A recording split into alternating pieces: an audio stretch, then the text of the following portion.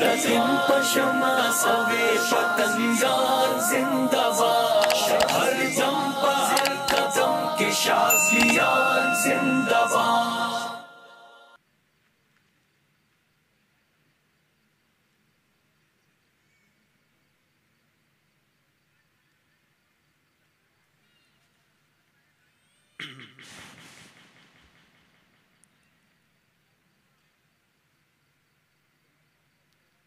الحمد للہ وحدہ والصلاة والسلام علی من لا نبی بعد۔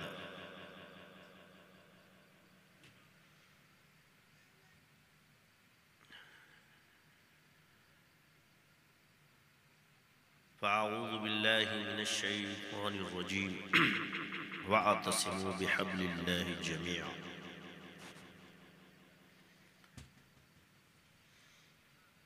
قال النبی صلی اللہ علیہ وسلم الدین النصیحہ،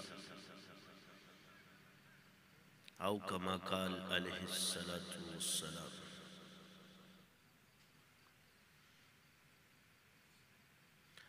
ہم چلے تھے جانب منزل مگر، ہم چلے تھے جانب منزل مگر، لوگ آتے رہے قافلہ بنتا رہا۔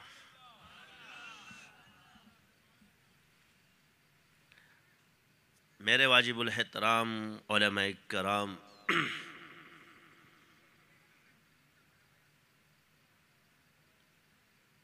خصوصاً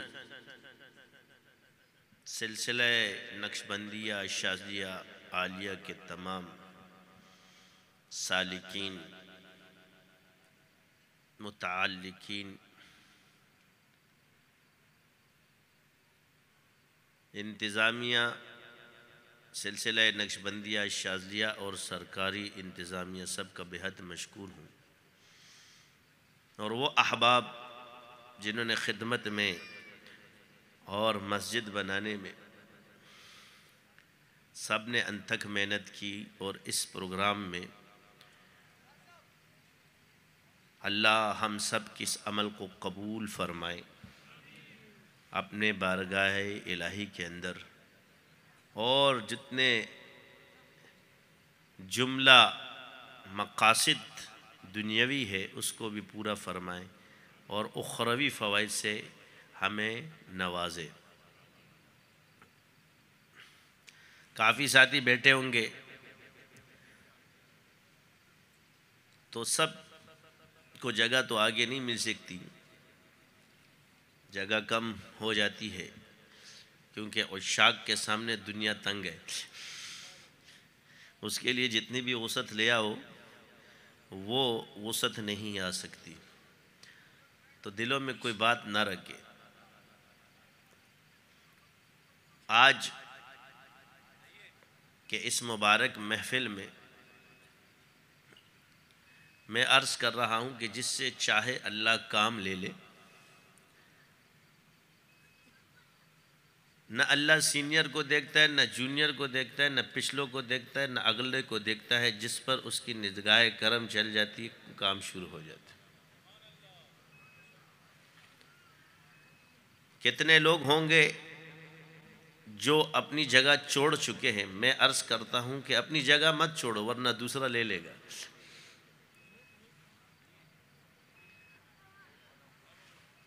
کیونکہ خدمت جو اللہ کے راستے میں کرتا ہے، اگر وہ اس راستے کو چھوڑتا ہے، اس جگہ کو چھوڑتا ہے، تو دوسرا اس کی جگہ لے لے گا۔ یہ کام رکنے والا نہیں ہے۔ دنیا کے کاموں میں انسان اگر وہ جگہ چھوڑتا ہے تو دوسرے لے لیتے ہیں، یہ تو اللہ کے دین کا کام ہے، یہ تو اللہ کا کام ہے۔ اس کو جو چھوڑے گا وہ اپنا نقصان اٹھائے گا، وہ کسی کا نقصان نہیں کر سکتا، کیونکہ سلسلے اللہ کے ہیں۔ کافی علماء الحمدللہ سلسلے میں آئے ہیں اور آتے رہتے ہیں۔ میری زندگی کا مقصد یہ نہیں ہے کہ لوگ صرف مجھ سے جڑے اور میری تعریف اور مدح ہوتی رہے۔ اللہ ہمیں معاف فرمائے، ہم اس قابل نہیں، تمام تعریف اللہ کے لیے۔ باقی کیونکہ مریدین کے لیے اپنے شیخ کی عقیدت لازمی ہے، مگر اس عقیدت میں غلب نہ ہو، خلاف شرع چیزیں نہ ہوں، کہ ہم سب محبتوں کا پیغام لے کے چلے، کیونکہ ہم پہ مراحل آتے ہیں۔ انسان کی زندگی میں اخلاص ہے، اخلاص کے بعد آپ کو مفادات میں ڈالا جاتا ہے، شیاطین وسوسے ڈالتے، اور اس مفادات کی دنیا سے آپ کو اللہ کا عشق ہی نکال سکتا ہے، اللہ کے دین کا عشق ہی۔ کیا ہے جی؟ جب آپ اللہ کی رضا کے لیے ذکر کرتے ہیں تو درمیان میں آ کے کیا بولتا ہے؟ جب تکلیف ہوتی ہے، تو جب سے سلسلے میں آئے تکلیف ہے تجھے، تیرا کون سا کام ہو گیا، تیرا کیا ہو گیا، تیرا کدھر ہو گیا، کب سے ذکر کر رہا ہے؟ یعنی کیا کہہ رہے ہیں؟ کب سے ذکر کر رہا ہے، یعنی جس چیز کی اہمیت اللہ کے ہاں ہے اس سے کیا کرا رہا ہے؟ کب سے ذکر کر رہا ہے، یعنی یہ اس کو کچھ نظر نہیں آتا کہ کب سے ذکر کر رہا ہوں۔ لیکن اللہ کی آزمائش سے گزرو صبر کے ساتھ، کیونکہ ایمان کے بعد تکلیفیں آتی ہیں۔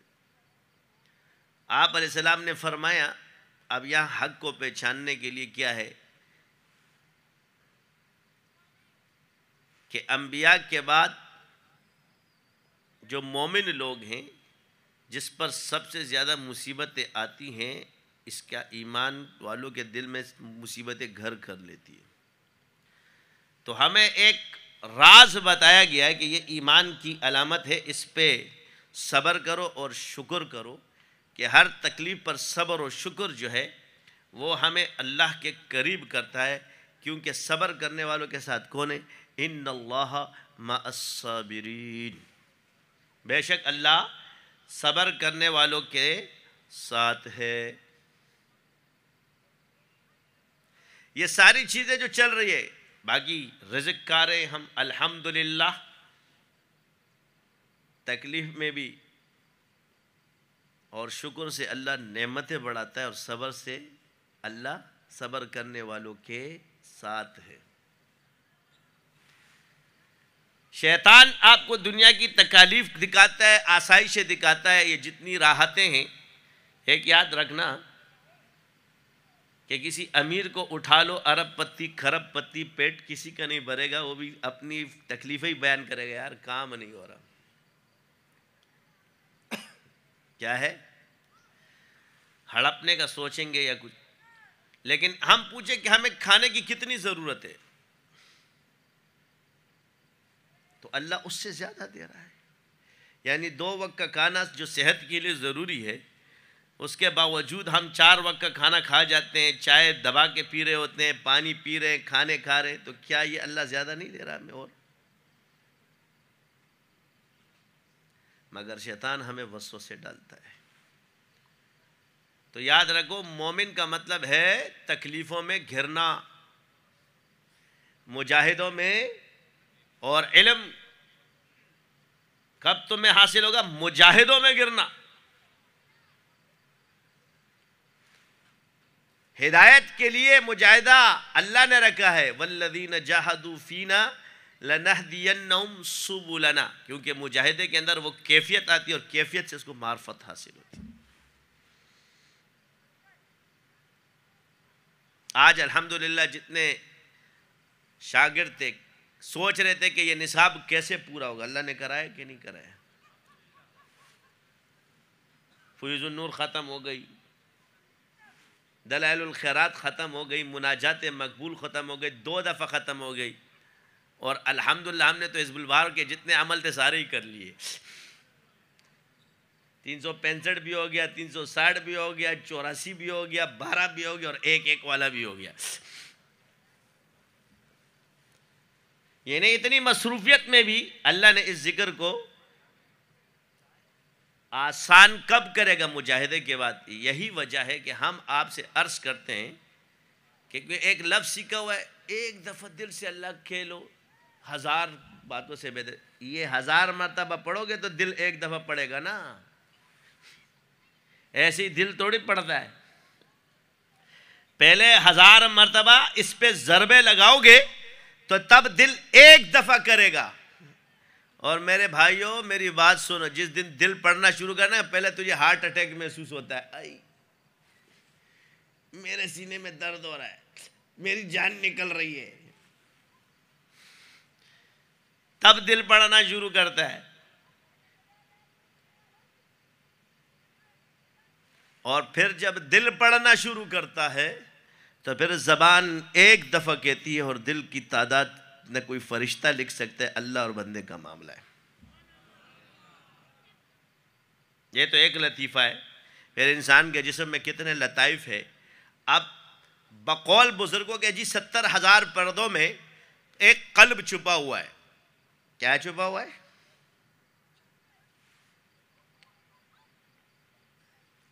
تو گویا اگر کسی کا دل درد اور پردے چھیرتا ہوا اللہ کا ذکر کرے گا تو گویا 70,000 پردوں پر اللہ کا نام نقش ہے، اور اس نے جو ایک دفعہ کہا تو 70,000 دفعہ دل نے کہا.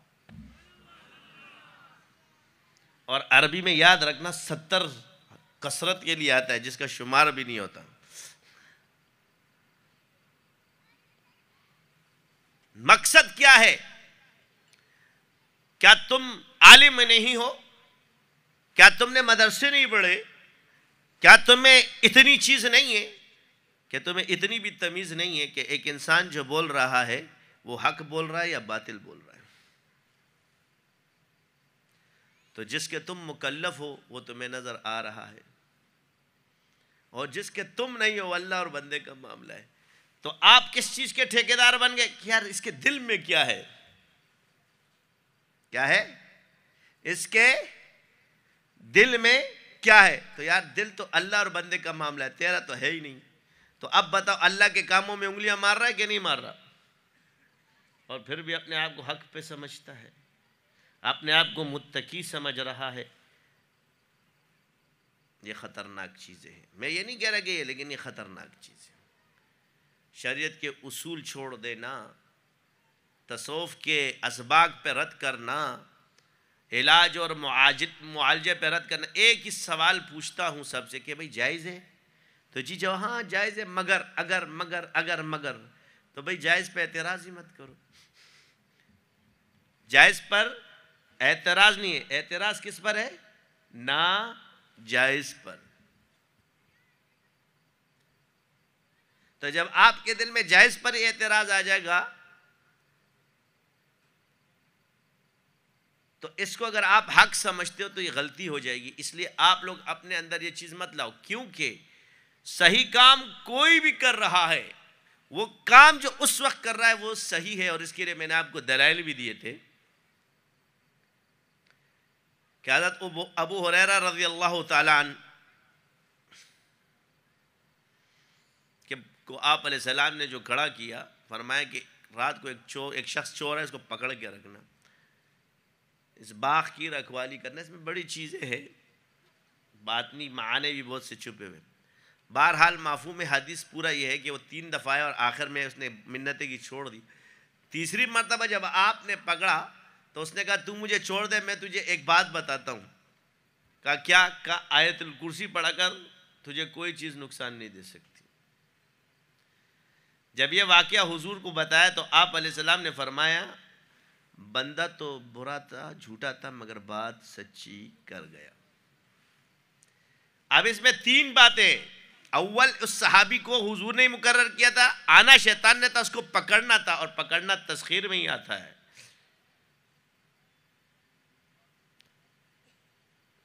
پہلی مرتبہ بھی بھاگا، دوسری دفعہ بھی مگر تیسری مرتبہ شیطان مومن کے دام میں آ ہی جاتا ہے. اور جب پکڑ لیا تو شیطان نے اسے شر نہیں سکھایا بلکہ خیر کی بات بتائی کہ آیت الکرسی پڑھا کر.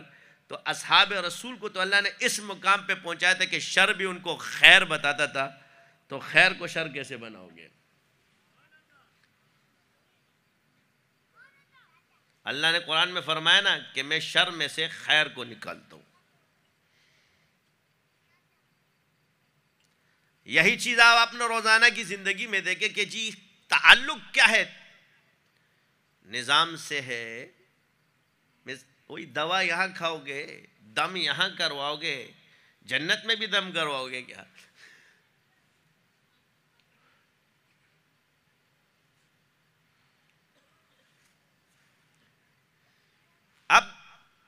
یہ کچھ عہدے ہوتے ہیں تصوف کے اندر، غوث الفرد ہے، قیوم میں، یہ عہدوں کے نام ہیں. کیا ہے؟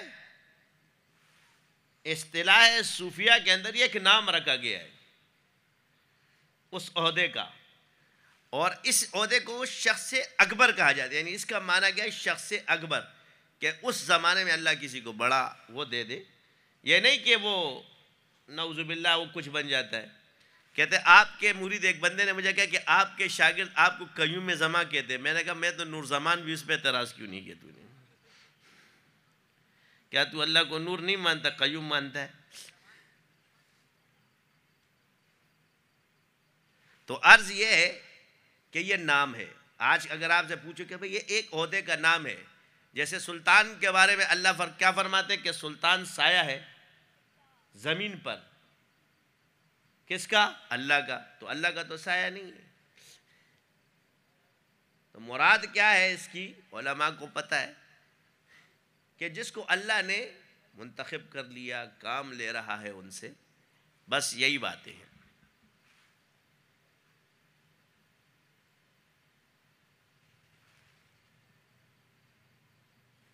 تصوف جب تک آپ لطائف پر محنت نہیں کرو گے اس میں آپ کو کمال نصیب نہیں ہو سکتا.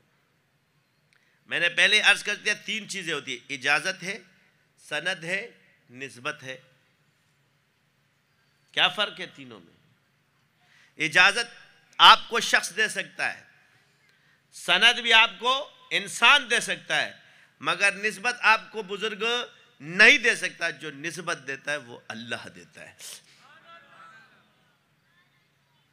اس لیے جس پر اللہ کا کرم ہو جائے تو جواب آتا ہے بڑا صاحب نسبت بزرگ ہے. یہ نہیں کہتے کہ بڑا صاحب سند بزرگ ہے، بڑا صاحب مجاز بزرگ ہے. نہیں، کمال کی بات جب آتی ہے تو کیا آتا ہے؟ جی صاحب نسبت بزرگ ہے. درس نظامی تو سب نے پڑھا ہے، مگر سب کیوں فقی نہیں بنتے؟ سب تخصص کرتے ہیں مگر سب فقی کیوں نہیں بنتے؟ اس لیے کہ جس کو اللہ بناتا ہے فقاہت اللہ کی طرف سے.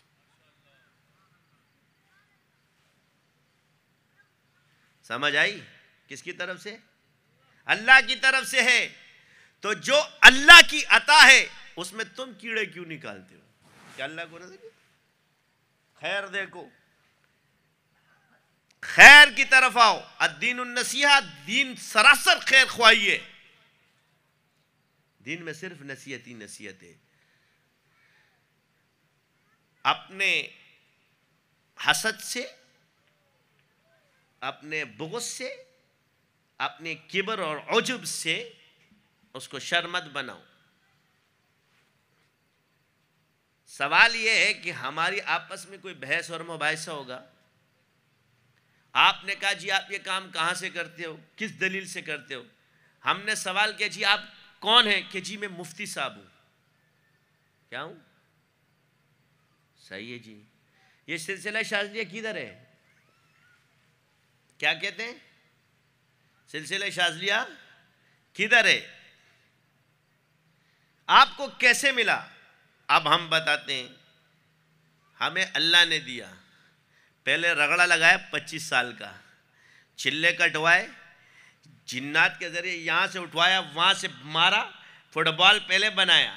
سمجھ گئے؟ اماں کے اتنے بڑے بڑے ڈنڈے میرے سر پہ پڑے کہ تو نے میرے بیٹے کو مینٹل کر دیا، یہ تیری وجہ سے ہوا ہے. سب مجھے کہتے تھے کہ چلے تیرے چلوں کی وجہ سے گھر میں عذاب آ رہا ہے. شیخ کہتا ہے چلے مت کاٹنا، اللہ نے دل میں تو نے کاٹنے.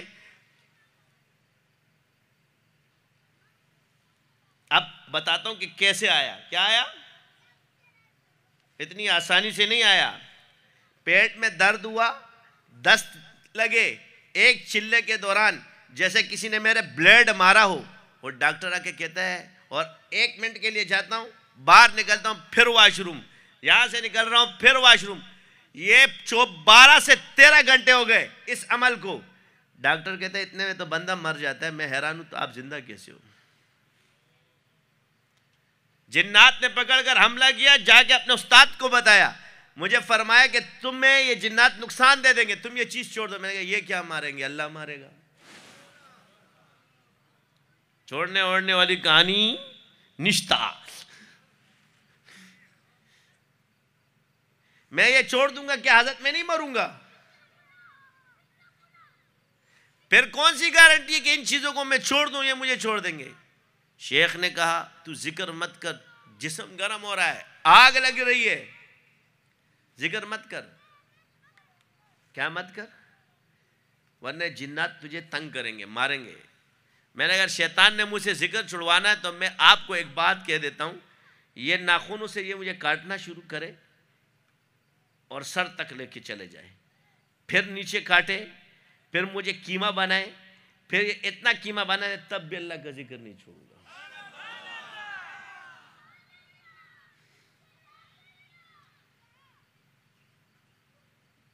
اللہ نے لیا کام۔ شیخ کہتا ہے مت کر، اللہ کہتا ہے کر۔ شیخ کہہ رہا ہے مت کر، رات کو اٹھائیں گے، ٹنگ بیٹھ ادھر، استخارہ کر، 2 رکعت بیٹھ گیا، کیونکہ اللہ نے یہ سلسلہ نکلنا تھا۔ شیخ نے کہا کیوں؟ میں نے کہا حضرت مجھے بھی نہیں پتا، میں آپ کی نافرمانی نہیں کر رہا،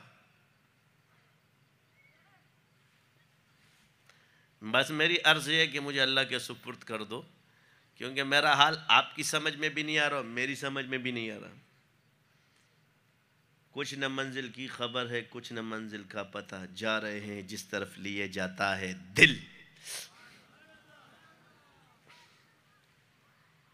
دعا کرائی، شیخ نے کہا جاؤ اللہ کے سپرد، فرما دیا، اللہ کے سپرد کر دیا۔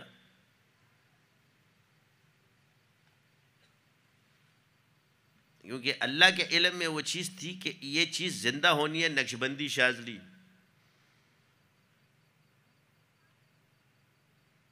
جب چلتے رہے، جب اللہ نے کھولنا شروع کر دیا تو آج آپ دیکھ لو 4 دانگ عالم میں کھل گیا۔ اب وہ کتابیں آپ نے پہلے پڑھی، اب جو چیز مجھے ملی آپ نے کہا یار یہ نئی چیز ہے، آپ نے مان لیا نا کہ یہ نئی چیز ہے، میں نے کہا نہیں پرانی ہے۔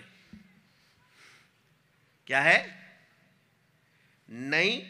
نئی ہے، لیکن دین کی نسبت تو ہر وقت نئی نظر آتی ہے۔ ہر دفعہ آپ کی لذت اللہ پہ بڑھتی جائے گی۔ کیسے ہے جی؟ آپ نے مقدمہ شامی پڑھی ہے؟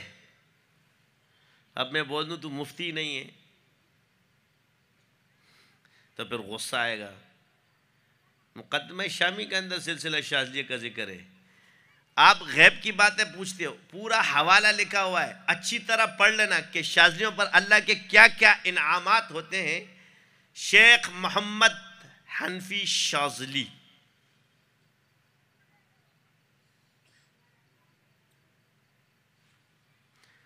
تھوڑا اس لیے بتا رہا ہوں تاکہ تم لوگ پڑھو، صفحہ نمبر بھی اس لیے نہیں بتاتا کہ آگے پڑھنے کا شوق پیدا ہو تمہیں۔ شاہ ولی اللہ رحمت اللہ علیہ آپ کے اور ہمارے اس بر صغیر کے اندر شخصیت ہے، یعنی جو حدیث کی سند آپ سے آ رہی ہے، سنتے جو مولانا صاحب، آپ بھی سنو، محققین جو آپ کے ان کو بھی سنا رہا ہوں۔ اب بتاؤ کہ شاذلیوں کی تحقیق زیادہ ہے یا تمہاری زیادہ ہے؟ جس شاذلی شاہ ولی اللہ محدث دہلوی جو حدیث کی سند جن سے چل رہی ہے اس پورے بر صغیر کے اندر، چاہے وہ اہل حدیث ہو، چاہے وہ بریلوی ہو، چاہے وہ دیوبندی ہو، سب کی سند شاہ ولی اللہ کے پاس جاتی ہے۔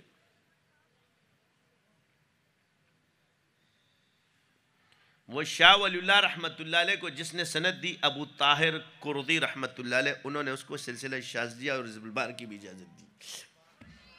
یعنی تمہارے بر صغیر میں جو علم آیا ہے وہ شاذلی سلسلے کے 7 حدیث کا علم آیا ہے، اکیلے نہیں آیا۔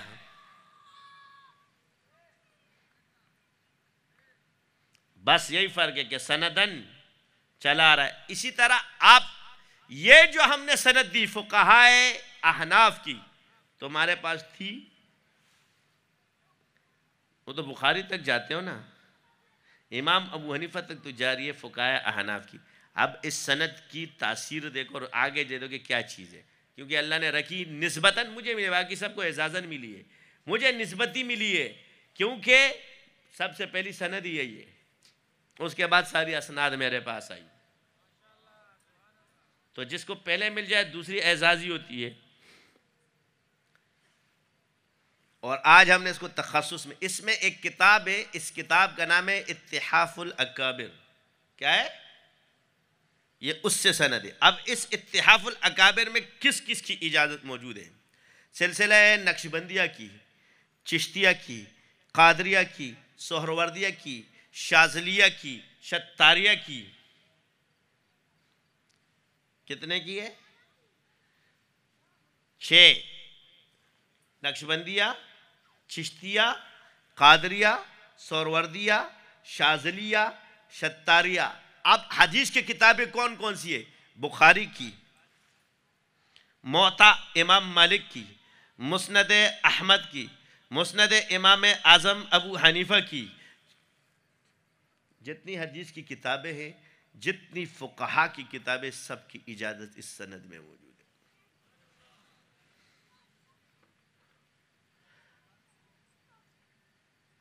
اور جتنی ہے نا 12 ہجری سے جتنی پہلے کتاب، اتنی موٹی کتاب میرے پاس پڑھی ہے جس میں میں نے وہ کیا. یہ تو اللہ نے ہمیں دی. تو سند بھی ہے اور نسبت بھی ہے. تو نسبت لینے اگر شاذلیہ کیا ہوگا، اب میری اویسی سند ہے، اس پہ بڑے اعتراضات ہوتے ہیں. تم لوگوں کو پتہ چلتا ہے کہ تم کون ہو. میں آپ کو برا بھلا نہیں کہتا، ہر عالم کی اپنی تحقیق ہے، نہ میں کسی کو کہتا ہوں. اگر ہمارا کوئی بزرگ بھی کسی وہابیوں کی بات لے رہے تو میں کہتا ہوں یہ بات وہابیوں کی، یہ دیوبند کی نہیں ہے. جیسے ہمارے بعض لکھتے ہیں کہ جی ذکر بالجہر بدعت ہے، تو ان سے میری عرض یہ ہے کہ ہمارے اکابرین سب ذکر کرتے گئے ہیں.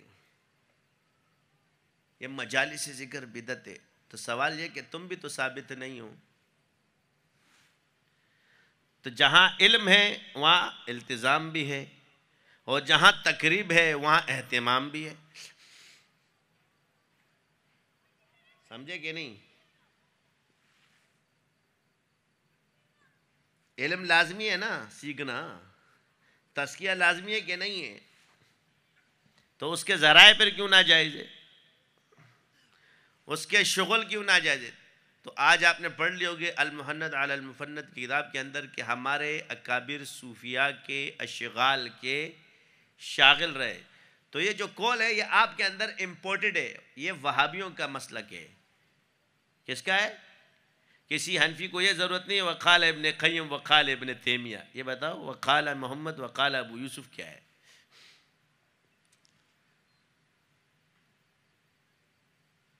سمجھ آ رہی ہے کہ نہیں آ رہی ہے؟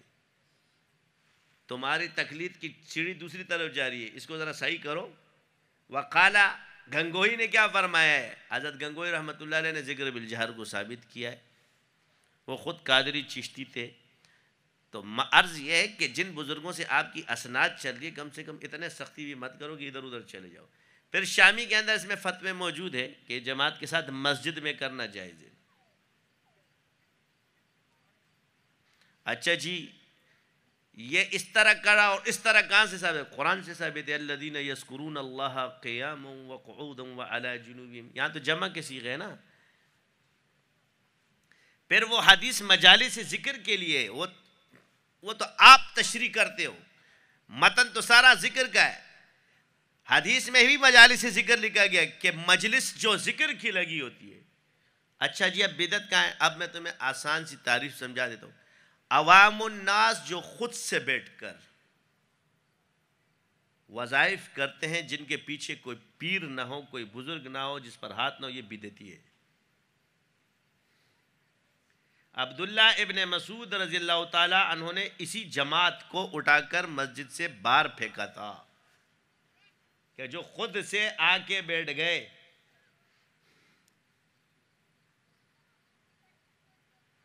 اور فرمایا ابھی آپ علیہ السلام کی تو چٹائی بھی خشک نہیں اور تم لوگ نکل آئے. تو اس سے ثابت ہوا کہ یہ جتنے بھی چٹے پٹے یہ بعد میں پیدا ہوں گے، اس وقت نہیں تھا. اس ایک روایت کو ہم اس کی تشریح یہ کر رہے کہ اور یہی چیز ہے اگر عالم کو خلافت نہیں ہو، ماہر نہیں ہو، کسی کو ذکر کی مجالس نہیں کرا سکتا کیونکہ اس کے اندر نقائص موجود ہے. کیا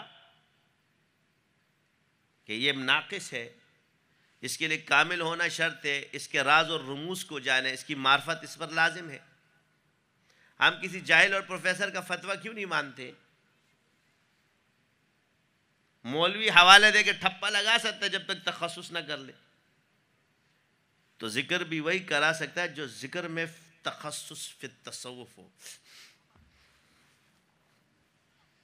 صرف تمہارے تخصص نہیں کہ تخصص لغت، تخصص فلاں، تصوف کی بھی تخصص ہے اور حکمت کی بھی تخصص ہے۔ تو ہم کرا رہے تھے، میں اپنی ذات کے لیے تو نہیں کرا رہا، تمہارے فائدے کی۔ کتنے بیٹے ماشاءاللہ سے، اتنے بزرگ تو ہم لوگ بھی نہیں کہ تم لوگ ایسے۔ ہر آدمی تکلیف کوئی سکھاتا توڑی ہے آپ کو کہ جی یہ جو جالی بابا، کالی بابا، پانی والا بابا، ڈبے والا بابا، یہ کام اگر میں کرتا نا تو یہ جگہ کم پڑتی، یہاں سے لے کے وہاں تک لوگ ہوتے، میں کسی کو بھی نہ سکھاتا، سارے 6 5 مہینے یہاں لوگ آرام سے بیٹھے رہتے، ایک دم کروانے کے لیے پھو۔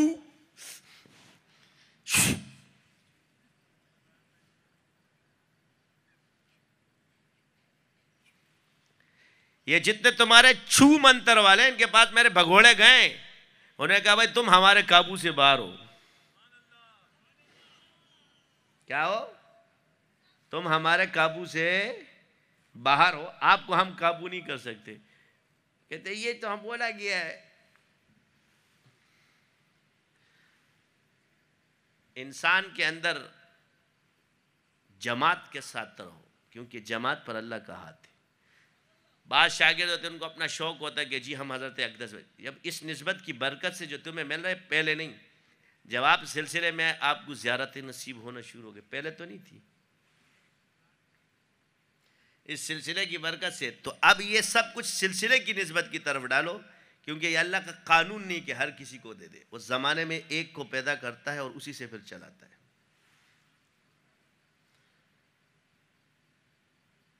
یہ جو اکثر آپ آپس میں بیٹھ کے مشائخ سے دور ہو جاتے ہیں، یہ نقصان دہ۔ اس لیے جو بھی آتا ہے سیکھنے کے لیے وہی آئے جس کو اللہ بھیجے، اس کو شیخ الاسلام صاحب بھیجے، مناظر اسلام صاحب بھیجے، وہ اس جگہ کو کراس نہ کرے، ان سے بیعت ہو جائے جس پر تمہارے اعتماد ہو۔ یہ اصول تصوف ہی نہیں ہے۔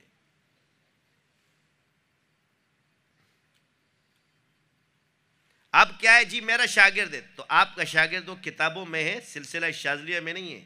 سلسلہ شاذلیہ میں وہ تجھ سے بہت آگے، تیرا استاد ہے۔ کتاب میں آپ شاگرد ہو ایک فن میں، دوسرے فن میں اس کے استاد مت بنو۔ وہ تو ادباً آپ کے ساتھ جاتا ہے، علم کا ادب سیکھے۔ خضر علیہ السلام کے پاس موسیٰ علیہ السلام کو بھیجا، یہ علم کا سکھایا جا رہا ہے۔ یہ چیزیں ہم میں نہیں ہیں، کمزور ہے۔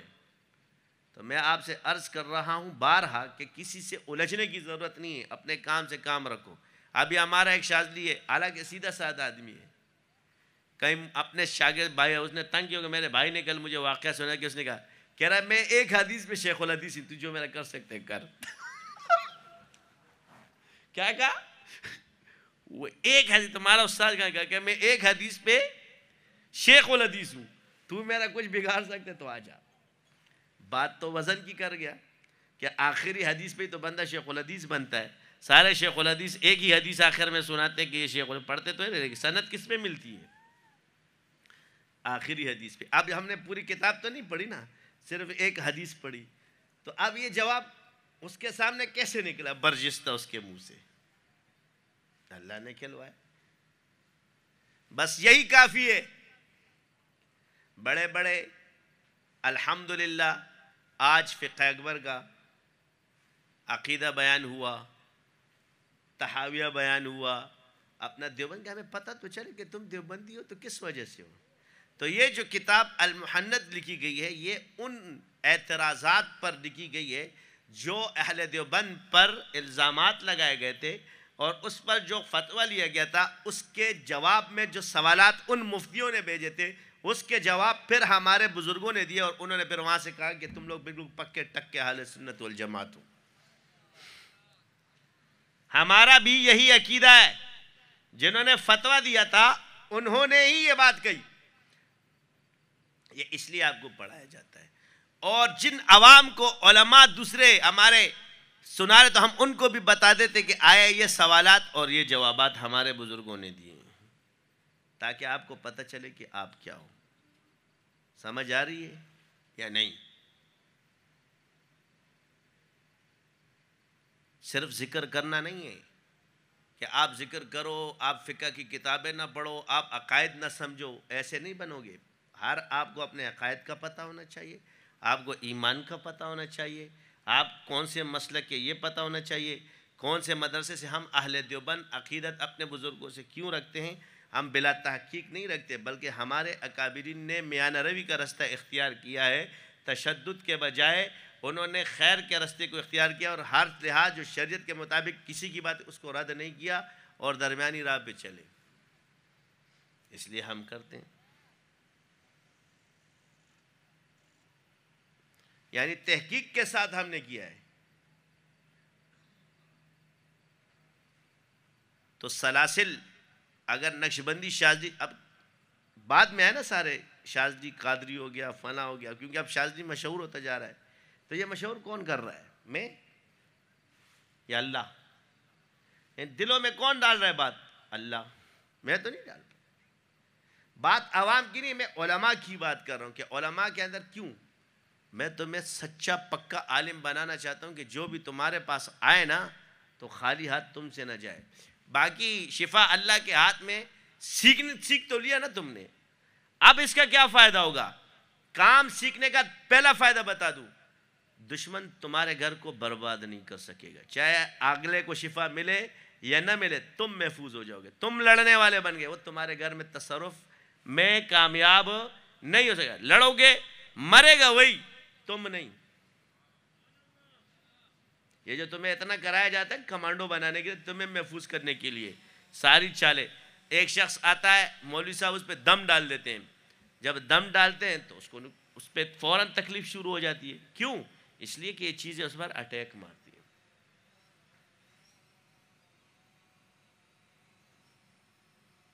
تو ابتدا سے آپ اگر لے لو تو اسلام جب پھیلا تو آپ علیہ السلام جس کے گھر میں عیادت کے لیے جاتے تھے تو حضور دم بھی ڈالتے تھے. تو آج اگر عالم یہ کہ یہ میرا کام نہیں ہے، کام تو آپ نے بالکل، اگر آپ نے نہیں سیکھا تو آپ کا کام نہیں ہے. لیکن عرف عام کو اگر تواتر کے ساتھ دیکھا جائے تو دم کے لیے لوگ مولوی کے پاس جاتے ہیں.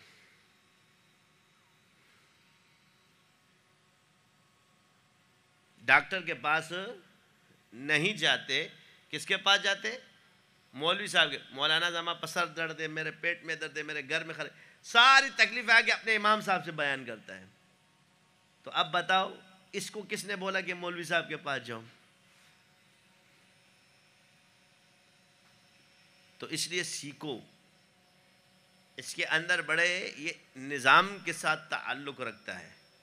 تو پھر آگے سے ایک بات آتی ہے، سوال ہے، سلسلہ نہیں ہے، یہ عملیات ہے. کیا ہے؟ سلسلہ نہیں ہے، عملیات ہے. کیونکہ آپ کے عرف کے اندر عاملین نے اتنی خبر وہ کر دی کہ بالکل نیچے آگے ایک حقارت سے دیکھا جاتا ہے، تاکہ ہم صوفی ہیں اور تم عامل و سلسلہ نہیں ہے. تو میں نے کہا پہلے آپ سلسلے کی تعریف کریں. سلسلے کی تعریف تو ہوگی نا. سلسلہ نہیں ہے تو سلسلہ کیا ہے؟ کہا جو جی تعریف پوچھ لو. تو میں چلو تعریف. جو مسلسل ایک چیز آ رہی ہو اور یہاں سے لے کے حضور تک جا رہی ہو، اس کو کہتے ہیں تسلسل کے ساتھ سلسلہ جوڑنا ہر شعبے کا. تو مجھے بتاؤ حضور سے دم کرنا ثابت ہے کہ نہیں ہے؟ استخارہ سیکھنا صحابہ کا حضور سے ثابت ہے کہ نہیں ہے؟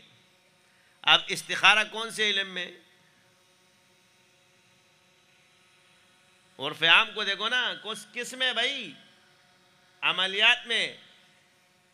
کس میں دیکھا؟ یعنی رقیہ میں. اور امام ابو حنیفہ رحمۃ اللہ علیہ سے دو روایتیں نقل کیے کہ اصحاب رسول نے فرمایا. تم تو کہتے خود کرو خود کرو، اب یہاں دیکھو خود کرو.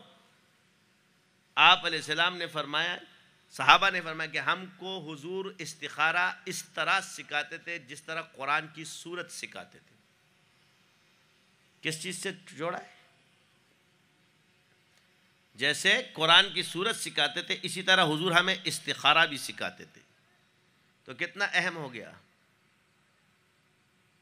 تو یہ علماء کا کام ہے۔ علماء اگر اس کو چھوڑیں گے تو عوام گمراہ ہوگی۔ پھر یہ ڈبے والے بابا، ٹڈے والے بابا، پھونکو والے بابا، بوتل والے بابا، شاٹوت والے بابا، کٹاکوت والے بابا میدان میں آئیں گے۔ پھر تم لوگ بنگالی باوا، یہ والا باوا، کڑے والا باوا، یہ پھر تم گھومتے رہیں گے۔ اور جب سے شاذلی آ گئے سب کی کڑھائیاں بھی بند ہو گئی ہیں، کڑے بھی بند ہو گئے۔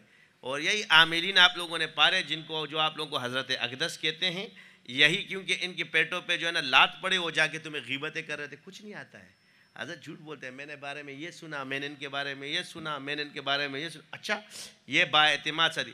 اور میں آپ کو بتاؤں یہ پیاس بھی نہیں ہوتے، میں ان سب کو دیکھ گیا۔ ایک اور بھی ہے بڑے وظائف الصالحین والا ہے، اس کو میں نے خانہ کعبہ میں نا تگنی کا ناچ نچا دیا تھا، ایسے اڑا دیا، سیدھا ہو گیا حرم میں، سیدھا ہو گیا تھا، ایسے جا رہے تھے۔ 2 سوالات کیے تھے، جوابات نہیں تھے اس کے پاس۔ اور نام کیا ہے تمہارا؟ سارے بہت بڑا عامل ہے، بہت اچھا عامل ہے۔ عامل ہے؟ میں نے فلاں جگہ چلے کاٹے، ادھر کاٹے ہوں گے تم نے۔ یہ بھی جھوٹ بولنے والے، پھر لوگوں کو جھوٹ بولتے ہیں اور پھر بنے ہوتے ہیں، کیونکہ ان کی ماشاءاللہ سے باشارہ لوگ ہوتے ہیں۔ کیونکہ لائسنس آپ کے پاس جو ہے اس کو دیکھ کے لوگ کہتے ہیں سچا ٹک پکا ٹکا، یہ کبھی جھوٹ نہیں بولتے۔ کچھ ہمارے سیکھے ہوئے میں نے دیکھے ہوئے، تو یہ چیزیں غلطیاں، غلط فہمیاں، اس لیے اپنے کان پکے کر لو نا، دوسرے کی باتوں میں کیوں آتے ہو؟ تحقیق اپنی کرو نا، یہ دوسروں کی باتوں میں کیوں آتے ہو؟ جب آپ دوسروں کی باتوں میں آؤ گے اور اس پر اعتماد کرو گے تو وہ آپ کے اعتماد کا ناجائز فائدہ اٹھائے گا۔ جب تک اپنی آنکھوں سے دیکھا نہ ہو اور کانوں سے سنا نہ ہو، یعنی تم وہاں حاضر اور ناظر نہ ہو، کیا ہو؟ بہت سے ساتھی ہوں گے علماء کے پاس جائیں گے جو میرے ساتھ اٹھتے بیٹھتے ہیں، مجھے پتہ ہے قلب سے میرے پاس نہیں ہے، میرا کشف کتنا ہلکا نہیں ہے، مجھے پتہ ہے کہ کون میرا حامی اور کون نہیں ہے، کون کدھر آ رہا ہے کون کدھر جا رہا ہے۔ سائن کیا اور پھر منہ سے اقرار بھی کریں گے کہ ہاں، دل سے آؤ اور لے جاؤ۔ یہ اللہ کی طرف سے آتا ہے، ہمارا اس میں کوئی کمال نہیں ہے۔ حضور نہ دے سکے تو ہم کس کھیت کی مولیاں ہیں؟ منافق حضور کے ساتھ بیٹھتے تھے لیکن دل نہیں دیا۔ مسلمانوں میں تو وہ بھی شمار ہوتے تھے۔ منافقین کا علم ظاہراً تو ان کو مسلمان مانا جاتا تھا، لیکن وہ علم صرف ایک صحابی کو بتایا گیا اور حضور نے فرمایا چھپاؤ، یہ دیکھو، آپ علیہ السلام نے فرمایا چھپاؤ اس کو، کسی کو بتانا مت، اس کو پہچان لو کہ یہ جھوٹا ہے، توڑنا مت، اس کا وار الگ ہے، دیکھ لیا نا کہ بھائی یہ جھوٹا ہے، اب اس کو دیکھتے رہو کہ یہ کیا کیا بولتا ہے۔ یہ میرے پاس دن رات لوگ آتے ہیں، میں بھی سنتا ہوں، ایک کان سے دوسرے سے نکال دیتا ہوں، کبھی کبھی غصہ بھی آ جاتا ہے، لیکن بلا تحقیق بات مت کرو۔ نماز کا وقت کیونکہ قریب ہوگا اور ہم اجتماع کو، کیونکہ ہمارے بیانات بہت ہو چکے ہیں، سب نے بیان کر لیا ہے، میرا دل چاہتا ہے کہ باقی لوگوں کو تکلیف نہ دیں، کیونکہ بریانی بھی آپ لوگ کے انتظار میں بیٹھی ہوئی ہے، اور ماشاءاللہ سے کہنے لگے ہمارے شازدی گرم ہو گئے۔ میں نے کہا اونٹ کھائیں گے تو گرم تو ہوں گے، ہم نے کھلائی اس دفعہ گرم گرم چیزیں تم لوگوں کو تاکہ تم ٹھنڈے نہیں۔ تو دعا کے بعد جو ہے نا دستار بندی ہوگی، سب کے نام لیے جائیں گے اور ان کی دستار بندی ہوگی، جس کی اسناد اس کو دیکھ کے پھر آپ لوگ پھر نماز پڑھتے ہیں، اور نماز کے بعد کھانا۔ کتنا ٹائم رہ گیا؟ بس تو اس سے پہلے کہ نماز کی تیاری کر لیتے ہیں کیونکہ 11 بج چکے ہیں۔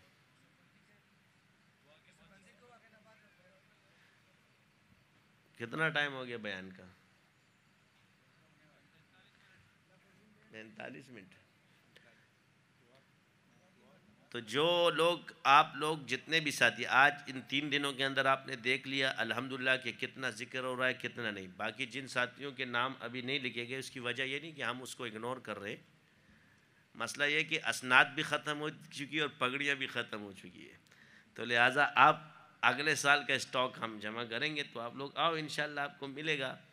چیز امانت آپ کی ہے, آپ کو دی جا چکی ہے. تو کافی ساتھی ہمارے کشمیر کے بھی ہوں گے اور بھی حضرات ہیں. میں تہ دل سے سب کا مشکور ہوں کہ انہوں نے ان تکالیف کو, بڑے بڑے بزرگ بیٹھے ہوئے ہیں, یہی عاجزی اور انکساری اس کے اندر ہے. تو بعض بزرگان دین فرماتے ہیں کہ جب مدرسے میں بیٹھتے ہیں کہ یار تم میں سے چند کام والے ہیں, باقی سب ایسے ہی اور ان کی برکت سے چلتا ہے. لیکن میں الحمدللہ تحدیث نعمت کے تو تم سب کام والے ہو.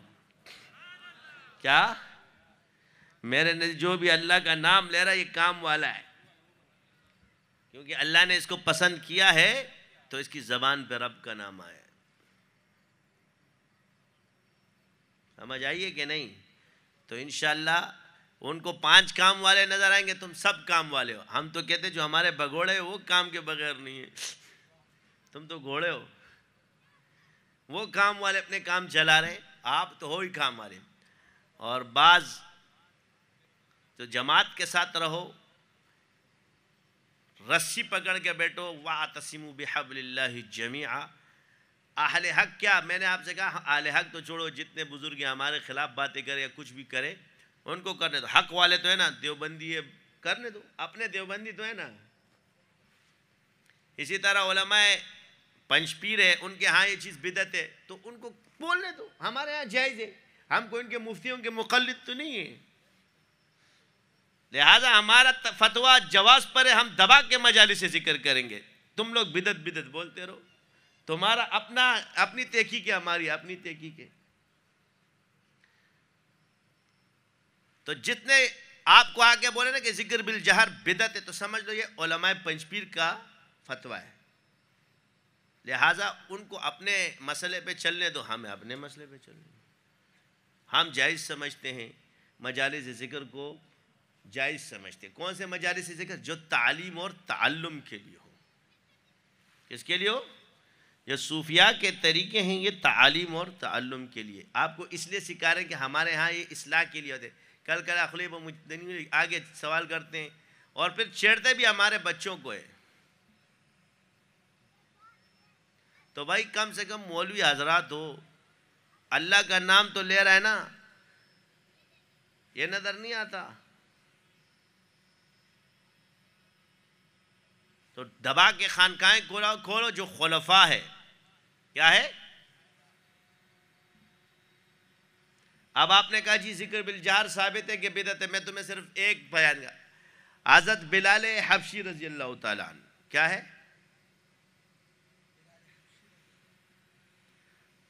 ان کو جب پتھر رکھا جاتا تھا, تپتی ریت پہ لٹایا جاتا تھا, تو ان کو زبان سے کیا نکلتا تھا؟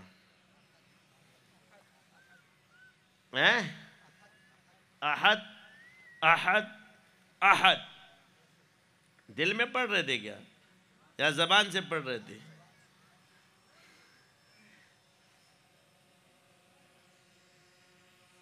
کس سے پڑھ رہے تھے؟ زبان سے. یا خفی کر رہے تھے یا جہر کر رہے تھے؟ انہوں نے جہر تو تپتی ریگستانوں میں نہیں چھوڑا. تم پتہ نہیں کہاں کے فتوے لے آئے. اس لیے کہ تم تصوف نہیں جانتے, آپ اس فن کے ماہر نہیں ہو. یہ دلیل ہے ہماری کہ اس فن میں مہارت حاصل نہیں ہے. کیوں؟ کہتے ثابت نہیں ہے. ثابت کوئی بھی طریقہ کوئی نہیں کر سکتا. بعینی اس شکل کے اندر تم نہ مدرسہ ثابت کر سکتے ہو نہ اپنی یونیورسٹیاں ثابت کر سکتے ہو. علم ثابت ہے, اس کے ذرائع جو بزرگوں پہ اللہ نے کھولے وہی اتنے. تو اللہ نے ہمارے دل پہ رہے, اس علماء نے جو طریقے دکھائے اس پہ علماء کھڑے ہو گئے. اسی طرح تصوف کے معاملے میں جن بزرگوں نے وہ کیا وہ کھڑے ہو گئے. آپ نے کہا جی چلہ ثابت نہیں ہے, میں چند راز کی باتیں ہوتی ہے, کل بھی میں نے بیان میں گئی. موسیٰ علیہ السلام کو اللہ نے فرمایا 30 دن گزارو اور پھر اس کے بعد 10 دن. اب سوال یہ کہ اب اگر میں کسی مولوی صاحب سے پوچھتا ہوں کہ یہ 30 دن کیوں گزارے ہو، یہ 10 دن کیوں فرمائے، ڈائریکٹ 40 دن کیوں نہیں ہوئے، تو ان 30 اور 10 کو ملا کے کیا بنتا ہے؟ یہ قرآن سے ثابت ہے نا یا نہیں؟ تو اب چلا کون کاٹ رہا ہے؟ رسول.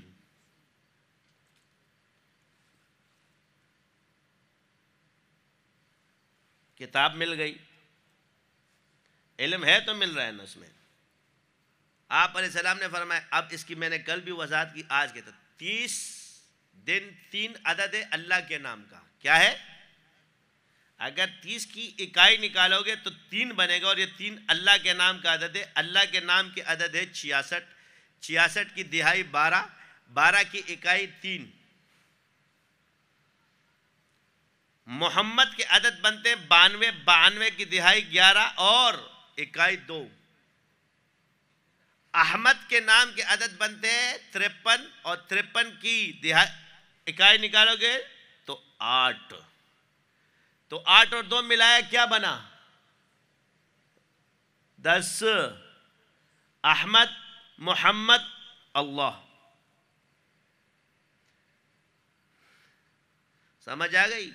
11 عدد بنتا ہے آپ علیہ السلام کے نام کا. تو 40 اور 41، 40 41، 40 41 ہے نا. اللہ نے مہینے بھی بنائے 29 اور 30 کے. کس چیز کے؟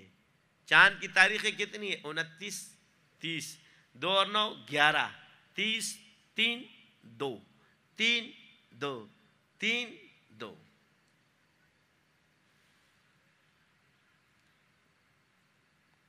قسم ہے جفت اور طاق کی. تو یہ جب عادات میں آئیں گے پھر آپ کو بتائیں گے، کیونکہ یہ فن جدا ہے. اور آپ کے فنون کی کتابیں کس لیے پڑھائی جاتی ہے؟ کہ علم میں پختگی حاصل ہو یا کتابوں میں. سمجھئے آپ عالم کو فاضل کیوں کہا جاتا ہے؟ اس لیے کہ ان کو فضیلت حاصل ہو گئی نصاب کی وجہ سے. ہمارے بزرگوں نے اس کو نہیں لکھا عالم لکھا ہے، فاضل لکھتے. فضیلت مل گئی آپ کو کس کی برکت سے؟ اس نصاب کی برکت سے. اور اب آپ عالم بن جاؤ گے جب آپ محنت کرو گے. اسی طرح تصوف کے جو بزرگ ہیں اور جو ماہر تھے، امام تھے، انہوں نے بھی اس کا نصاب مقرر کیا تھا.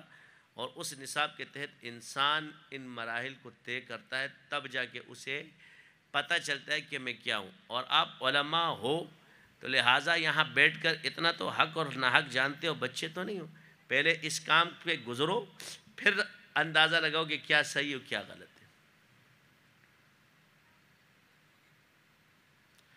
تو ان کے علماء اس بات پر متفق شر کرنے کی کیا ضرورت ہے؟ بس ان کو کہنے دو. تو کوئی کہے گا جی ذکر بالجہر بدعت ہے، کوئی کہے گا تدائی مجلس کی تدائی بدعت ہے، کوئی کہے گا. میں نے کہا صحیح چاہ رہے ہو. آپ لوگوں کے مزاج ہوئے کہ آٹے سے روٹی پکانا تو جائز ہے مگر پراٹھا نہ جائز ہے. کیا ہے؟ روٹی کے لیے سب کو دعوت دو مگر پراٹھے کے لیے کسی کو دعوت مت دو. عجیب عجیب نکتے نکالیں گے نا بھائی، سری نبخ پیوی. تو بزرگوں سے ہوئے نا. کیا ان قرآن اور حدیث میں تمہیں ذکر نظر نہیں آتا؟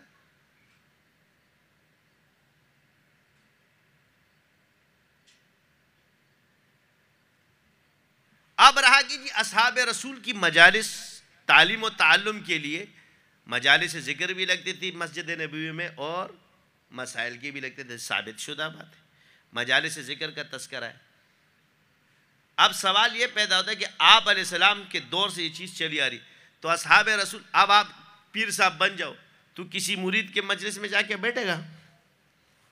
سوال ہے میرا آپ سے. ایک مولوی صاحب جب تک اس کو تقریر کے لیے کسی دوسرے مولوی کی مجلس میں جا کے بیٹھے گا؟ نہیں بیٹھے گا نا. اسی طرح اصحاب رسول صاحب نسبت تھے، سب وہ خود کرتے تھے. لہٰذا اگر آپ صاحب نسبت ہو تو اکیلے ہو جاؤ. لیکن تعلیم اور تعلم کے لیے ہی مجالس لگائی جاتی ہے، اور جماعت کے ساتھ رہنے کے لیے ہی مجلسیں لگائی جاتی ہے، کیونکہ اب جماعت کی برکت ہے.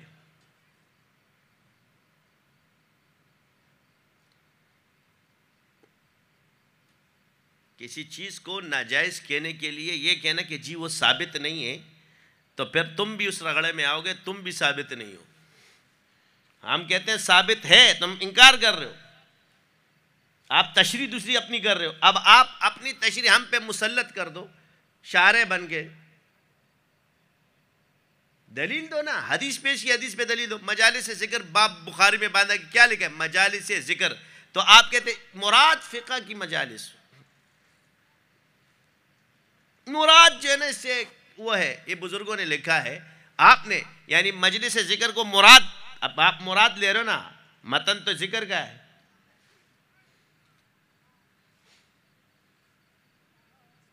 یعنی عبارت نص کیا ہے؟ مجالس ذکر، اور اشارت النص کیا ہے؟ مراد۔ تو تیری مراد ٹھیک ہے اور ہماری عبارت ٹھیک نہیں۔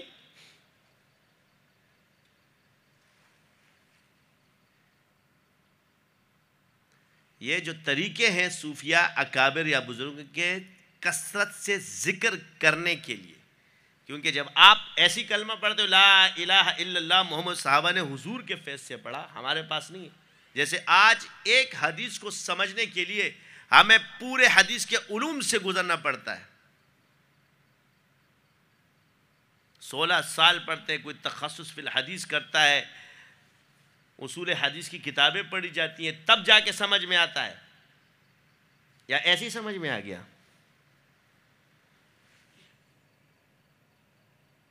اس لیے حضرت گنگوئی سے کسی نے پوچھا زید اور عمر میں اختلاف اس بات پر ہے کہ زید کہتا ہے کہ کلمے کو سیدھا سیدھا پڑھنے میں ثواب زیادہ ہے، اور عمر کہتا ہے نہیں، بطریق صوفیہ میں ثواب زیادہ ہے۔ دونوں میں ٹھیک کون کہتا ہے؟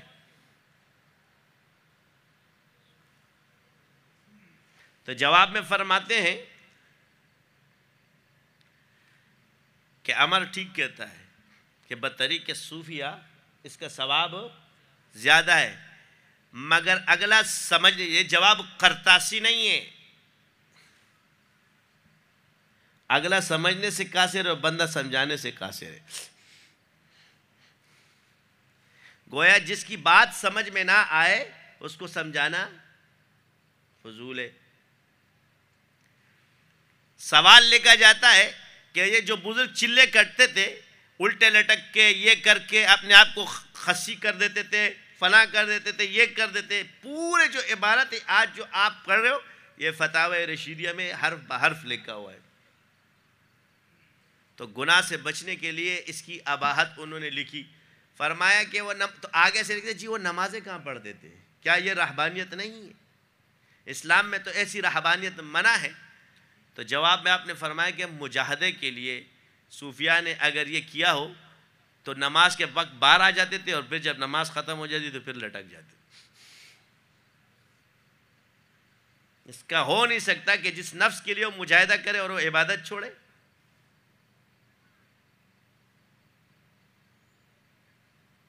پڑھا کرو اپنے بزرگوں کو۔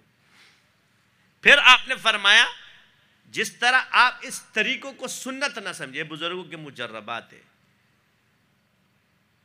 کیا ہے یہ؟ کیا ہے؟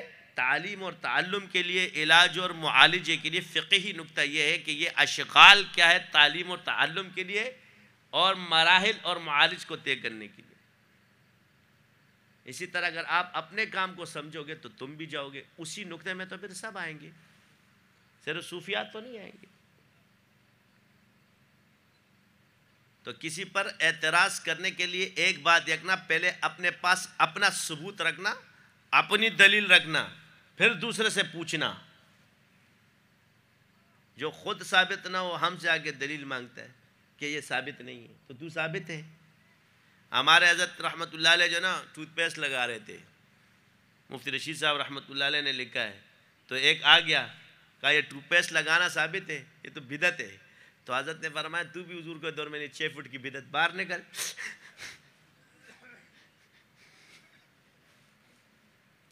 تم بھی تو حضور کے دور میں نہیں تھے، اتنی 6 فٹ کی بدعت اندر آ گئی، نکل جا باہر۔